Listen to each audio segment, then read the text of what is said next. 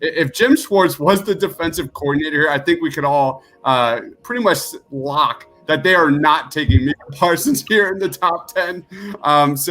But it'll be interesting to see what the hiring of Jonathan Gannon means for defensive coordinator, the defense of the Eagles moving forward.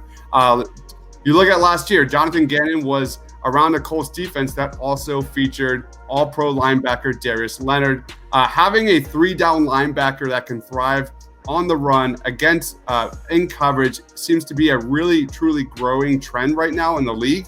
The Eagles certainly do need replacements. Nate Gary, I'm not going to touch on that.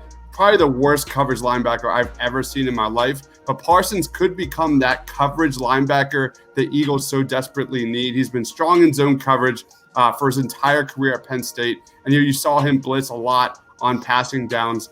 The problem is Howie Roseman's still in office, which, God, for whatever reason, he's still here in Philadelphia. So I highly doubt Howie Roseman would ever put this amount of resources, this level of asset into the linebacker spot. Roseman has only spent 2 picks on day 2 at linebacker, Davion Taylor last season and Michael Kendricks back in 2012.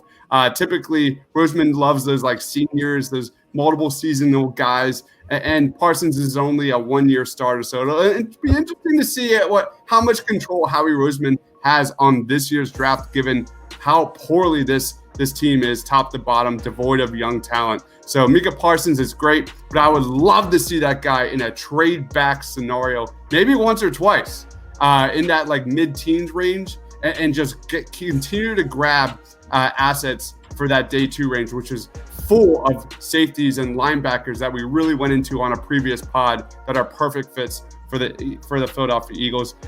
Pretty much echoing a lot of the things that you said when you had him at number 10. He's got excellent sideline to sideline speed with the size to do pretty much everything, to run in coverage, to play the run, to blitz, even rush off the edge, which is what he did in high school when he was a 5-star prospect coming out of high school. He doesn't arm tackle and he doesn't miss on tackles. He's very reliable.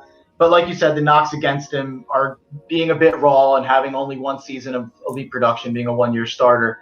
So that would be the knocks against him. I think if he would have played, he probably would have played himself up this list.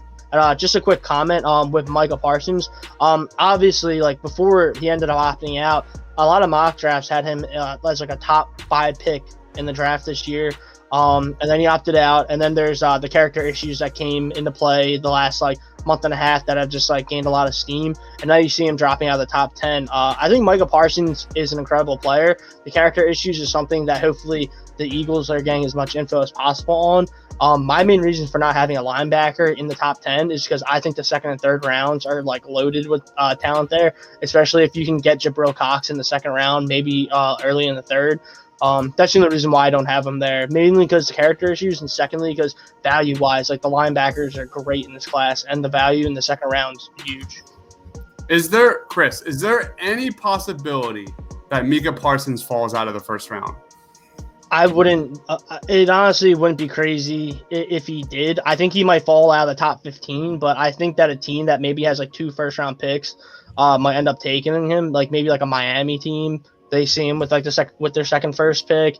I don't know. It really comes down to like it's going to be a weird draft because it's a COVID year, and then you add in that there's no combine. Some of these guys opted out, so they had to go off of tape that they saw last year for some guys, and then they had to take some tape from this year with a grain of salt. And then with no combine, like Senior Bowl was like the biggest time to get their hands on with the players. That's why Devonta Smith absolutely made the right move going down to the Senior Bowl, just to hang out with Brian Flores and the Miami staff, because it was the best interview that he was going to get, and they just got to get a good look at the player mentally and physically that they weren't going to get at the combine this year. So I think Parsons could fall. It really comes down to how he interviews, because if he interviews bad and they don't have and they had the character issue problems like on their mind, then he might drop all the way out of the 1st round.